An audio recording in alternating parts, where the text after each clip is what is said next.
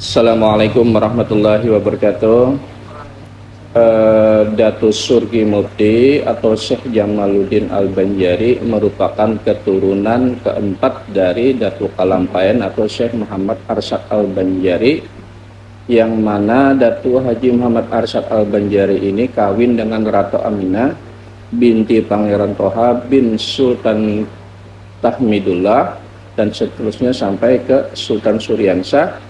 Dan Datu Kalampayan dengan Datu Aminah tadi kawin melahirkan diantaranya Pangeran Mufti Ahmad. Pangeran Mufti Ahmad kawin dengan Siti Hawa binti Abbas, kemudian melahirkan diantaranya Jaleha. Jaleha kawin dengan Haji Abdul Hamid Kusasi dan melahirkan dua orang anak, yaitu Syekh Jamaluddin atau Tuan Surgi Mufti dan Haji Abdurrahman Muda atau Syekh Abdurrahman Muda, yang mana Syekh Abdurrahman Muda ini makamnya di Kelampayan, di luar daripada makam Datuk Haji Muhammad Arsyad Al-Banjari. Dan sedangkan Tuan Surgi Mufti atau Jamaluddin bermakam di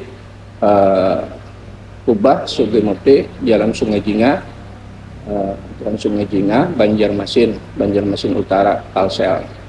Jadi Tuan Surgi Mufti ini yang merupakan keturunan keempat dari Datu Kalampayan, kurang lebih 35 tahun atau sampai 40 tahun menimba ilmu di Mekah, dan beliau dibesarkan, dilahirkan di Desa Dalam Pagar, Kecamatan Istanbul.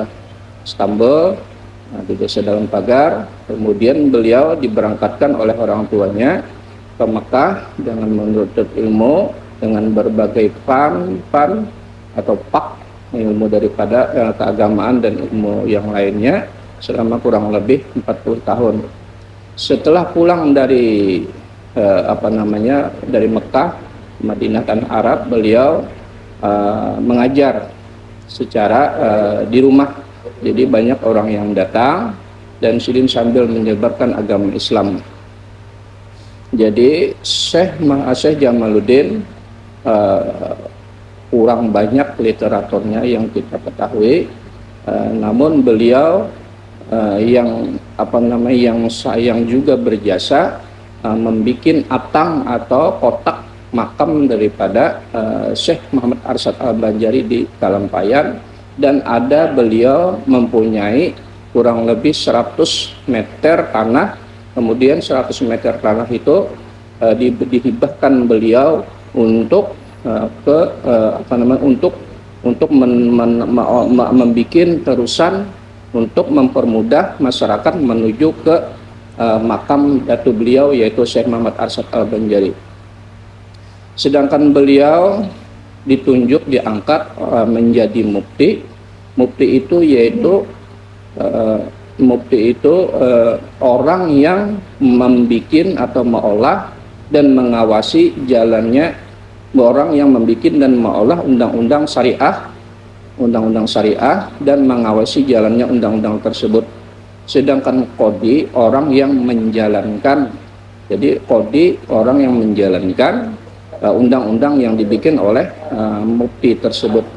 Jadi beliau menjadi mufti atas petunjuk marina beliau atau paman beliau, yaitu Enggah Amin. Jadi merupakan keluarga beliau juga. Enggah Amin ini sepupu dua kali sama ayah beliau. Dari pihak ayah yaitu Haji Abdul Hamid Kusasi, Haji Abdul Hamid Kusasi bin Syarifah bin Umpil bin Mukmin. Mukmin ini mempunyai dua orang anak.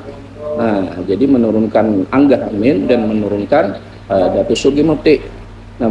Tuan Mukmin ini merupakan menteri di dalam kerajaan Banjar, menurut literatur lah, itu yang ceritanya. Jadi Tuan Surgi Mufti ini mempunyai beberapa keahlian, diantaranya yaitu ilmu palak. Jadi banyak orang yang datang bertanya kepada beliau kapan yang sebaiknya untuk bercocok tanam, untuk berangkat ke perpergian. Nah, itu termasuk suatu keahlian yang diberikan Allah Ta'ala kepada beliau. Jadi beliau banyak yang didatangi dari macam-macam daerah, berbagai daerah yang menuntut ilmu kepada beliau. Jadi beliau wafat hari Sabtu, kemudian dikuburnya hari Sabtu, hari Minggu tanggal 8 Sidin wafat, 8 Muharram 1948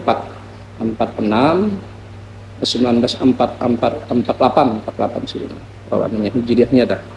Nah, atau 1927 kita Belandanya atau Masehinya. Jadi diwafatkan wafatnya tanggal 8, dikuburnya tanggal 9 atau hari Sabtu, wafat dikuburnya hari Minggu, yang mana beliau meminta dimakamkan di depan rumah beliau.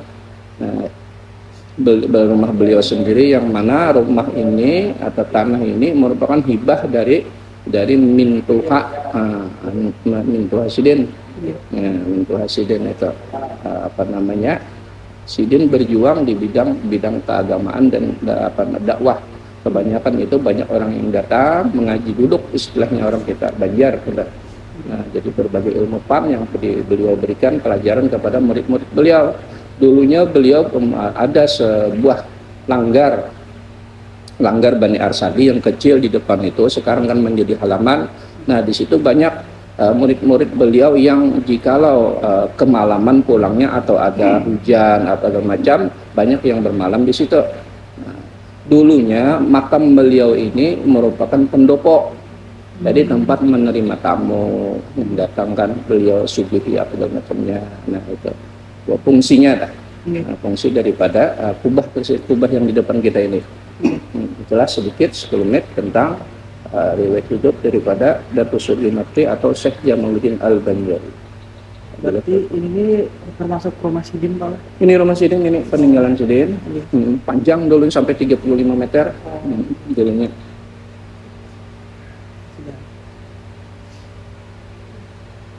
Dah.